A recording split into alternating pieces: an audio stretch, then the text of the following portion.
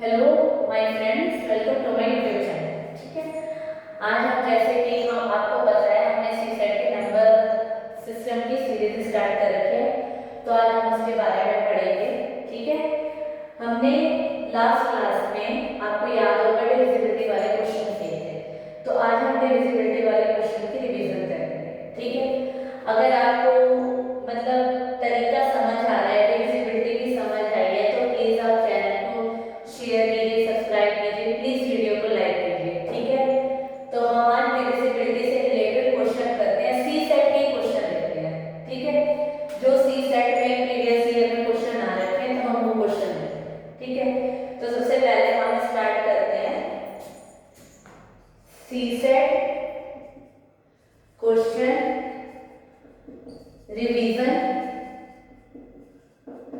ठीक है, सी सेट के क्वेश्चन की रिवीजन करते हैं।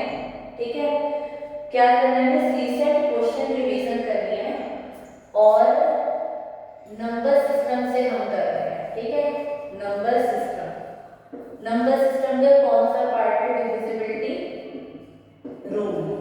ठीक है, तो हमारा पहला क्वेश्चन है। ठीक है, तो 3 7 9 8 1 2 5। ठीक है, P 3 6 9 is divisible by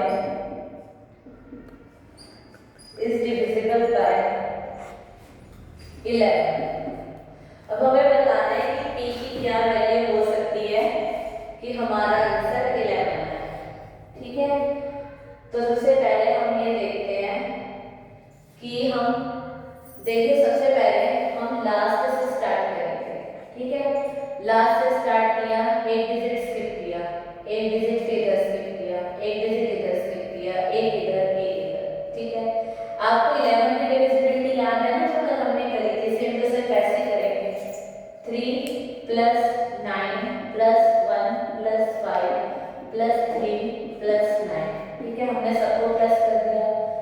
9 और 3 12 और 1 13 और 5 18 और 3 21 और 9 30। ठीक है, अब हम जो हमारे बचे हुए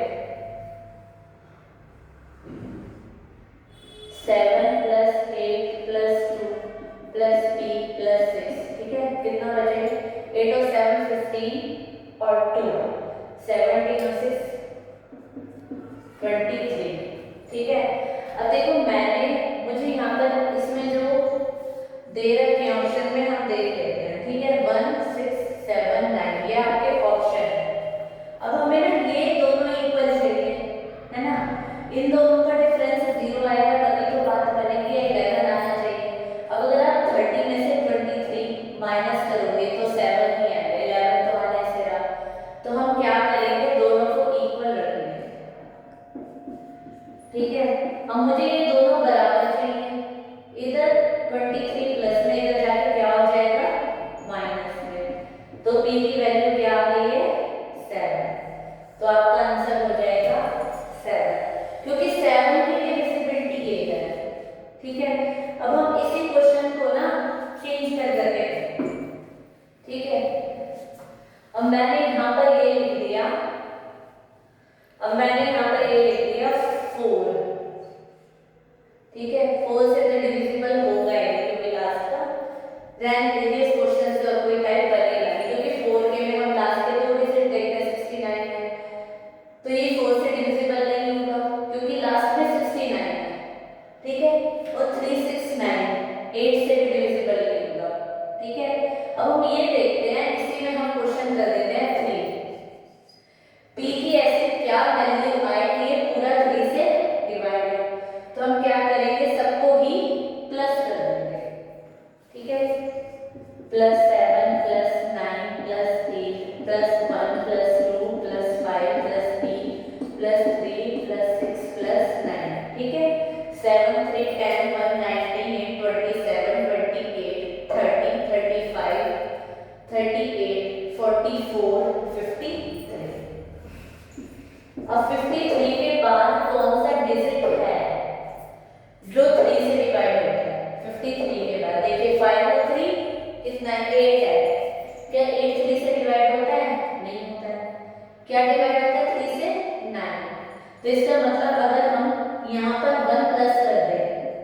तो ये क्या हो जाएगा 54 हो जाएगा जो 3 से डिवाइड होगा।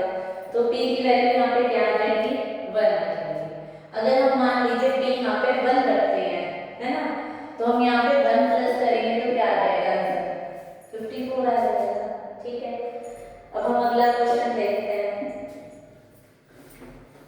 ठीक है, अब हम अगला क्वेश्चन देखते हैं 8 9 7 4 6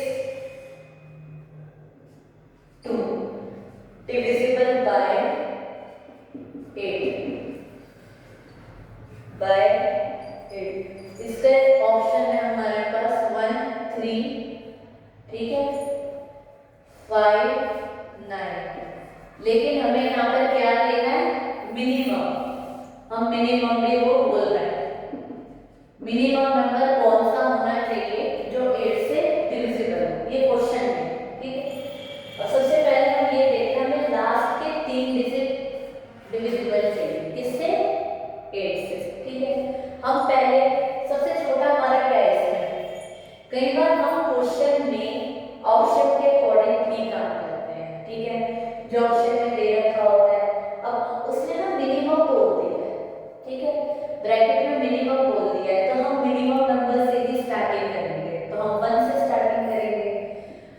8 की डिविजिबिलिटी आपको याद है, या तो लास्ट के 3 डिजिट 0 होने चाहिए या लास्ट के 3 डिजिट 4 से 8 से डिवाइड होने चाहिए।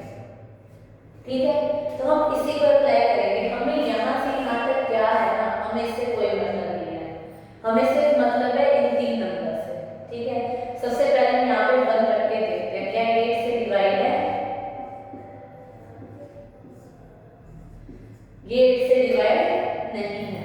ठीक है, 4 आ गया। अब हम क्या करके देखेंगे 3 रख के देखेंगे 6 3 2। अब मैंने स्टार की जगह क्या रख दिया 3 रख दिया। जब 1 नहीं आया तो हमें 3 पे जाना पड़ेगा, तो हमने यहाँ पे रखा 3। ठीक है, 8 7 जा 56। अब देखिए ये पूरा डिवाइड हो रहा है, 8 से पूरा डिवाइड हो रहा है, तो हमारा आंसर क्या आ जाएगा 3। ठीक है, मतलब बहुत इजी क्वेश्चन है, बहुत जल्दी होते हैं। अगर आपको डिविजिबल रूल पता है तो बहुत इजी से आप कर सकते हैं। ठीक है, अब हमारा अगला क्वेश्चन है वो थोड़ा सा हमने क्वेश्चन को घुमा दिया। ठीक है, क्वेश्चन है हमारा 1 2 3 4 5 6 x y is divisible by 8। तो क्या बोल रहे हैं, then total possible pair of X Y R. Option इसमें 8 13 10 11। देखो अगर इन्होंने एक्स वाई दे दिया है और ये 8 से डिविजिबल है, ठीक है, तो टोटल पॉसिबल पेयर कितने होंगे एक्स वाई के, कितने पेयर होंगे, मतलब कितने हो सकते हैं। अब आप खुद सोचो, हमें इससे तो कोई, हमें लास्ट के 3 डिजिट से ही मतलब है, इधर क्या है हमें उससे कोई मतलब ही नहीं है, हम सिर्फ लास्ट के 3 डिजिट को ही देखेंगे। ठीक है, मैंने यहाँ पे लिख दिया 6xy। अब उसने ये कंडीशन बिल्कुल नहीं दी है कि दोनों नंबर अलग होने चाहिए, दी ही नहीं है कंडीशन उसने। ठीक है, हमको ये कंडीशन नहीं मिली है कि दोनों नंबर ही अलग होने चाहिए, दोनों नंबर सेम भी हो सकते हैं। ठीक है, तो मैंने क्या करा, पहले 600 से स्टार्ट करा। ठीक है, मैंने दोनों ही नंबर 0 ले लिए। अब मैं देखिए 8 से डिवाइड है, 8 7 जा 56, 8 5 जा 40। तो इसका मतलब ये 600 किससे डिवाइड है, 8 से डिवाइड है। देखो अगर 600 8 से डिवाइड है, ठीक है, तो इसका मतलब 608 भी 8 से डिवाइड होगा, 616 भी 8 से डिवाइड होगा। मैं अब क्या करती हूँ 8 का टेबल लिखते चले जाती हूँ। ठीक है, 8 2 जा 16, 8 3 जा 24, 8 4 जा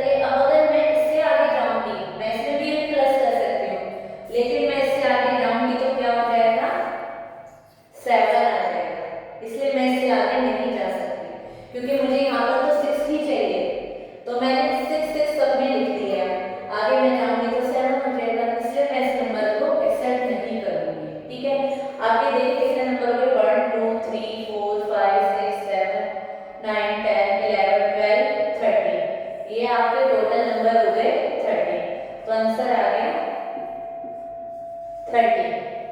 ठीक है, कर लेंगे। आप ये ऐसे पेयर वाले बहुत सारे क्वेश्चन आते हैं, आप तरह तरह के क्वेश्चन निकालिए। ये अगर आपको समझ में आ रहे हैं आप निकालिए क्वेश्चन और मुझे कमेंट में लिखकर बताइए कि हमसे ये क्वेश्चन नहीं हो रहा है तो मैं आपको वो वाला करा दूंगी। डिविजिबिलिटी रूल के सी सेट में बहुत सारे क्वेश्चन आते हैं।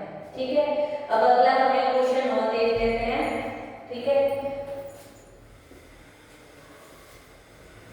अभी तक हमने डिविजिबिलिटी देखी है 11 तक की, लेकिन मान लीजिए कोई बड़ा नंबर आता है तो हम कैसे मैनेज करेंगे। ठीक है, अब जैसे क्वेश्चन आ गया है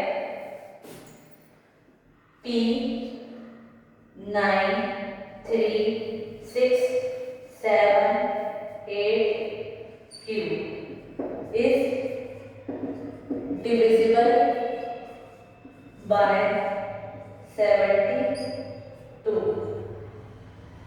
ठीक है, अब हम ये देख लेते हैं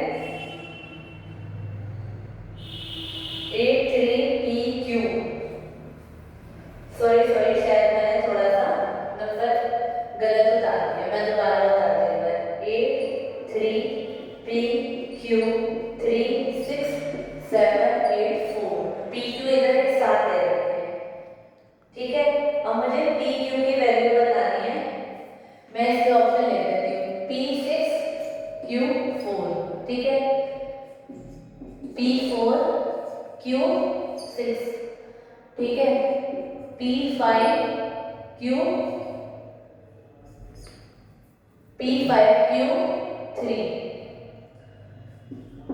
P3 Q5 ये इनके ऑप्शन। ठीक है, अब हम ये देखते हैं 72 का मतलब क्या है। 72 तीन तीन के पेयर बन रहे हैं। देखो 72 पेयर बन रहे हैं, पहले मैंने 2 से 36। अब आप 36 से किसी चीज को डिवाइड करने बैठोगे तो बहुत टाइम, हमें कोई दो नंबर ऐसे चुनने हैं जिनकी डिविजिबिलिटी रूल हमें पता है। ठीक है, हमें 36 का नहीं पता, तो मैंने लिया 8 और 9। मुझे दोनों का डिविजिबिलिटी रूल पता है।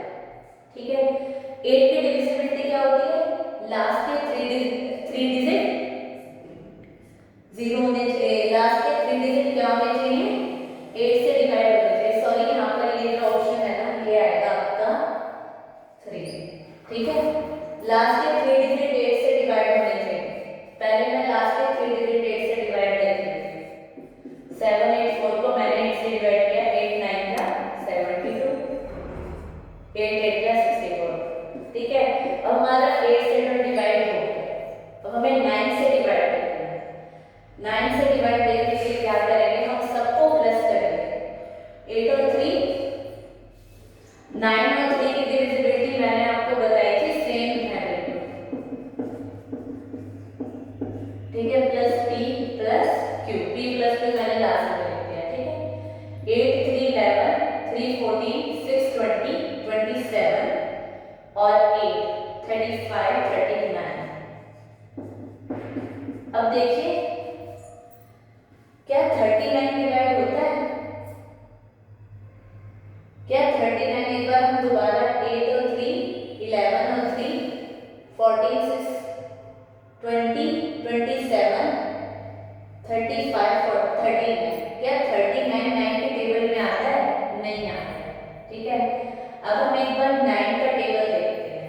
ठीक है, 9 5 का 45 होता है, क्या होता है 45। ठीक है, अब मुझे 9 की डिविजिबिलिटी चाहिए।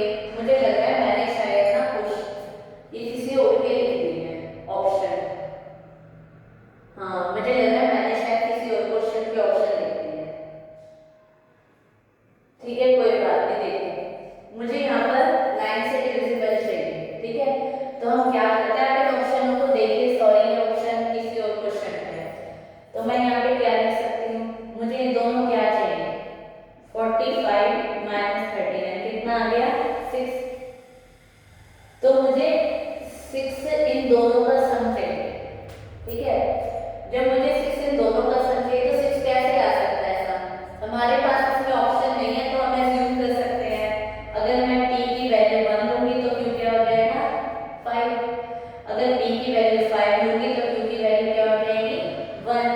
अगर मैं p की वैल्यू 2 लूंगी तो q की वैल्यू 4, p की वैल्यू 4 लूंगी तो q की वैल्यू 2, p की वैल्यू मैं अगर 3 लूंगी तो q की वैल्यू 3। तो ये हमारा अगर वो ये बोलेगा p और q दोनों डिस्टिंक्ट डिजिट है तो आप 3 3 नहीं लोगे, ठीक है। अगर p और q अलग अलग डिजिट मतलब p और q सेम हो सकते हैं तो आप ले सकते हो, ठीक है। तो आप इस तरीके से देखोगे हमें p और q दोनों का सम 6 चाहिए तो आप इनमें से कोई भी वैल्यू रख सकते हो, ठीक है। हमारा ये क्वेश्चन हो गया है। अब हम क्या करते हैं, ठीक है, इसी क्वेश्चन को अब हम 2-3 क्वेश्चन एक हम 40 आप है ना डिविजिबिलिटी में क्या कर सकते हो, जैसे मान लीजिए 45 है, किसी क्वेश्चन में दे दिया 45 से डिवाइड है या नहीं। हमारे पास कौन से तो डिजिट ऐसे जिनका डिविजिबिलिटी रूल हमें पता है, 5 का पता है, 9 का पता है। आप इन दोनों की डिविजिबिलिटी देख लो, ठीक है। अब मान लीजिए कोई क्वेश्चन मतलब सी सेट में ऑलमोस्ट ऐसे ही क्वेश्चन देगा जिनके जो फैक्टर्स बनेंगे वो डिविजिबिलिटी रूल वाले ही बनेंगे, ठीक है। अब हम क्या करते हैं, आज हम ना एक मतलब एक कंसेप्ट स्टार्ट करते हैं जिसका नाम है रिमाइंडर। रिमाइंडर वाले क्वेश्चन बहुत आते हैं पेपर में। रिमाइंडर क्या होता है, पहली बात रिमाइंडर होता है आपको पता ही है, मान लीजिए मैंने 70 लिख दिया, इधर 5 लिख दिया, 5 3 या 15 तो ये हमारा 2 क्या हो गया, रिमाइंडर, ठीक है। रिमाइंडर के पहले हम क्वेश्चन स्टार्ट करते हैं।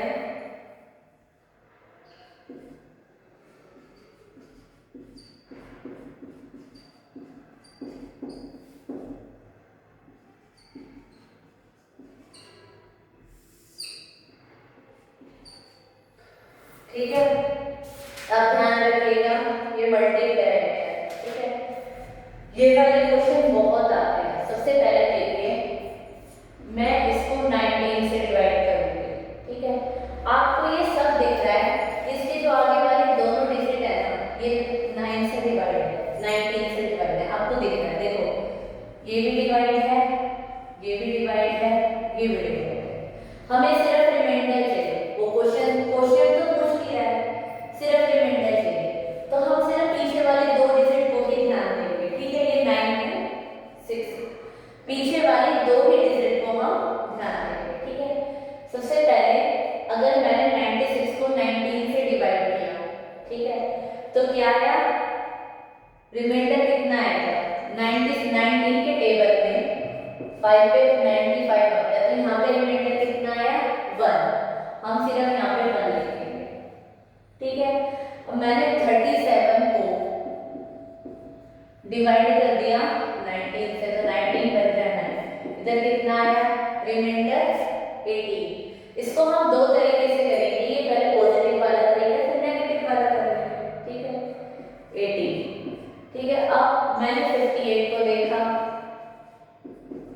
ठीक है, तो कितना रिमाइंडर आया यहाँ पे, 1 आया है, तो मैंने यहाँ पे लिख दिया 1, ठीक है। तो इसलिए हमारा रिमाइंडर आंसर क्या होगा, अगर ये आंसर पॉजिटिव में है, अगर ये आंसर पॉजिटिव में है तो डायरेक्ट आंसर आ जाएगा। लेकिन अगर आंसर ऊपर नेगेटिव में आता है तो नीचे वाले में इसका भी माइनस करना पड़ेगा। अब देखते हैं, मैं आपको बताती हूँ कैसे कर सकते हैं। देखिए मान लीजिए 96 इससे 1 जा रहा है, ठीक है। हम इसमें नहीं कुछ भी करते हैं, इसमें भी कुछ नहीं करते हैं क्योंकि ये सिर्फ 1 जा रहा है, लेकिन ये 18 जा रहा है, ठीक है। मान लीजिए हम इसको ना 19 की जगह 18 की जगह क्या लिख सकते हैं, -1 भी लिख सकते हैं रिमाइंडर में। कैसे लिख सकते हैं, क्योंकि 37 है, 19 बच गया 19, यहाँ पर बच रहा है 18, ठीक है। हम 18 की जगह -1 भी लिख सकते हैं, ठीक है। ये रिमाइंडर का कंसेप्ट है।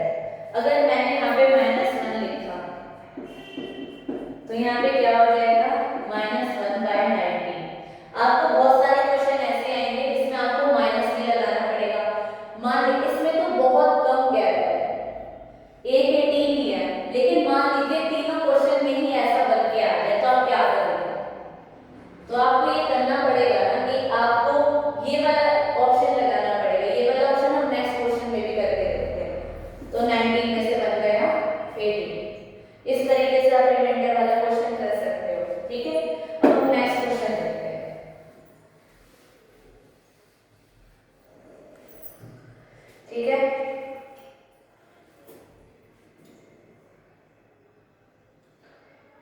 अब है 1633, ठीक है, प्लस 4865 प्लस 1630 अपॉन में 16। अब इधर हमारे पास क्या आ गया 16 वाला, तो ये सब प्लस में है, जहाँ प्लस में प्लस में ले लो, जहाँ माइनस में माइनस में ले लो, जहाँ मल्टीप्लाई में ले लो। देखो क्या किया मैंने, मुझे ये दिख रहा है कि पहले वाले दोनों डिजिट 16 से डिवाइड है, हम इनको देख ही लेंगे, छोड़ो ये 16 है, इसको मैंने कट कर दिया, डिवाइड है, ये भी डिवाइड है और ये भी। हमें तो रिमाइंडर ही करना है ना, हमें क्वेश्चन पे वर्क करना ही नहीं है। हम इनका क्या करेंगे, हम 33 को देखते हैं। अरे बताओ, अगर मैंने 33 को 16 से, तो 16 दूजा क्या होता है 32, रिमाइंडर कितना बचा 1, ठीक है। अब मैंने 65 को 16 से डिवाइड किया, अब हमारे रिमाइंडर क्या बचा 1। अब मैंने 30 को, इधर 30 है, 16 से डिवाइड कर दिया, 16 बन जा 16, तो रिमाइंडर कितना बचा 40। लेकिन इसको आप -2 भी लिख सकते हो, ठीक है, क्योंकि ये 14 16 में से कितना कम है 2 कम है, तो -2 भी लिख सकते हो, दोनों से आंसर सेम आएगा। मैंने यहाँ पे लिख दिया 40। अब देखिए ऊपर क्या आ रहा है 16 आ रहा है, इधर भी 16 आ रहा है, तो आंसर क्या आ जाएगा 0। अब देखो मैं -14 को -2 लिख के देखती हूँ, आप देखिए तब भी आंसर सेम आएगा, आंसर क्या आ रहा है 0, ठीक है। ये रिमाइंडर के बहुत सारे क्वेश्चन हैं जो आते हैं, ठीक है। हम एक क्वेश्चन और देख लेते हैं, बाकी के क्वेश्चन हम कल ट्राई करेंगे। अगर आपको डिविजिबिलिटी रूल में आप कहीं भी आपको ऐसा लगता है आपको क्वेश्चन समझ नहीं आ रहा है, तो आप कमेंट में क्वेश्चन टाइप करके बताइएगा कि ये क्वेश्चन आप समझा दीजिए, ठीक है। 1421 प्लस 1423 प्लस 1425 अपॉन में 12, ठीक है। अब आपको थोड़ा सा यहाँ पे दिमाग लगाना पड़ेगा। क्यों लगाना पड़ेगा, क्योंकि 14 12 से डिवाइड नहीं है। अब आपको क्या करेंगे, आपको 12 करके ही देखना पड़ेगा, ठीक है, कि डिवाइड हो रहा है या नहीं हो रहा है। यहाँ पे आप कोई चांस नहीं ले सकते, ठीक है। 12 बन जा, आपने करके देखा, आप एक करके देखो, आपको खुद आ जाएगा। 12 बन जा 12, 12 बन जा 12,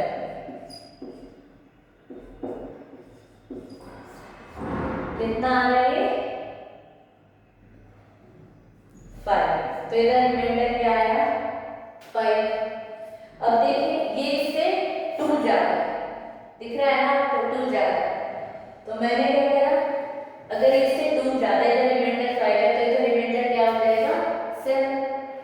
अब ये इससे 2 ज्यादा है, आप देख रहे हो ना, इन दोनों में 2 प्लस हो गया और इन दोनों में भी 2, तो अगर ये इससे 2 ज्यादा है, इधर रिमाइंडर 5 है, तो इधर 7 होगा, और अगर ये इससे 2 ज्यादा है, तो इधर रिमाइंडर 9,